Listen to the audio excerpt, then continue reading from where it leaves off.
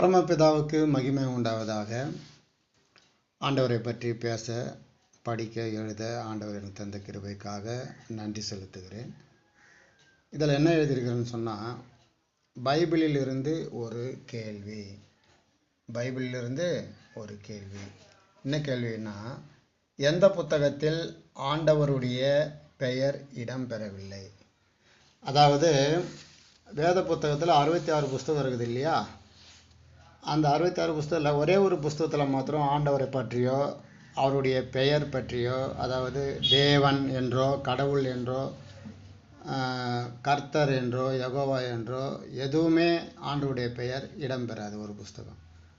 அது என்ன புஸ்தகம் என்று நீங்கள் படித்து எனக்கு பதில் சொல்லலாம். இதை ஏன் கேட்குறேன்னா, இது ரொம்ப சுலபமான கேள்வி தான். இது நல்லா பைபிள் படித்தவங்க ஈஸியாக சொல்லலாம். எதுக்கு இந்த கேள்வி கேட்குறேன்னா, இன்னும் நீங்கள் ஆண்டவருடைய வேதத்தில் கொஞ்சம் அதிகமாக படிப்பீங்கன்றதுக்காக தான், வேறு ஒன்றும் இல்லை. அதனால் ஹிந்தி தெரிந்த மக்கள் கூட இதை நிறைய பேர் பார்க்குறாங்க. அதனால் அவங்களுக்கும் ஹிந்தியில் எழுத வேண்டியதாக இருக்கிறது. அவங்களுக்கும் கொஞ்சம் ஹிந்தியில் படித்து நான் சொல்லணும்.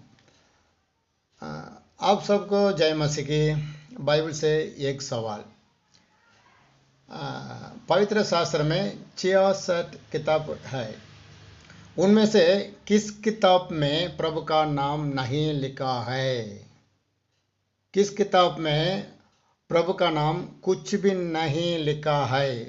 उदाहरण के लिए यहोवा, परमेश्वर, ईश्वर, प्रभु, पवित्र आत्मा, यीशु, ऐसा प्रभु का नाम बारे में कुछ भी नहीं लिखा है।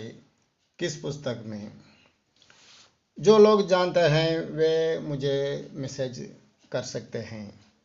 आमेन, ग्लोरी टू गॉड। नंदी, थैंक यू, धन्यवाद प्रभु।